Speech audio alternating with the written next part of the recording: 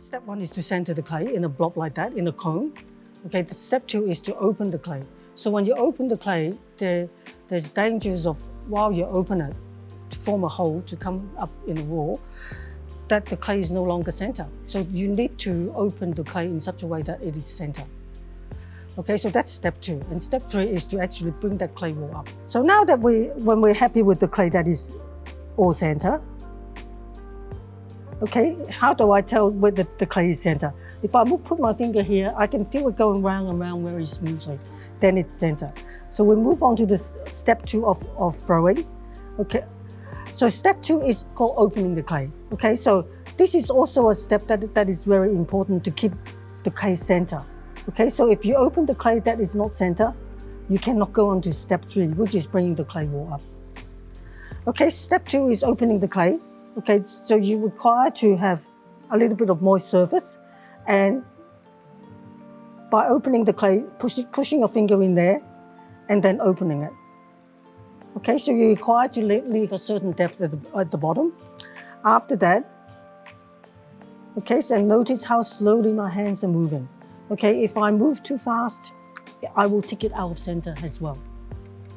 When people will come across with the problem is when they're opening, is that they've forgotten that they're still holding the clay in center with their left arm. Okay, so they move away and they do this.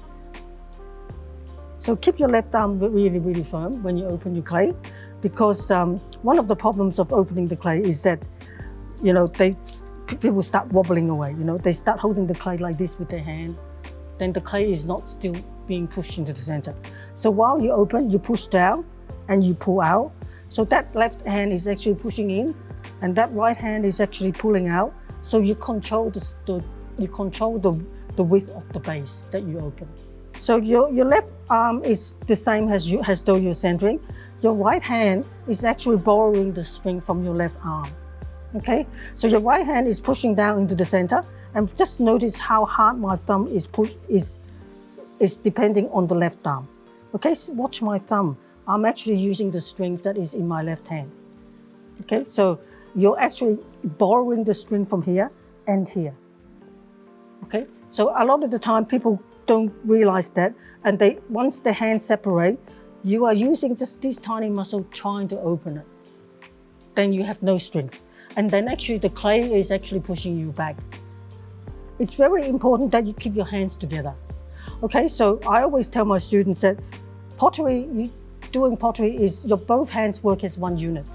Okay, so to open the clay, see how my right hand is using the strength of my left hand. Okay, and my left hand is connected to my leg, to my thigh. Okay, so I'm using the strength that's from here to open it. Okay, so 2 hands work as one unit. Otherwise, once you separate, actually I have no strength and the clay will start pushing me. You cannot single-handedly open the clay. You need both hands. Strength from this hand, and I'm pulling on the hand that has got the anchor. Okay, so this is also a very important step step 2 is as important as step 1. Step 3 is bringing the clay wall up.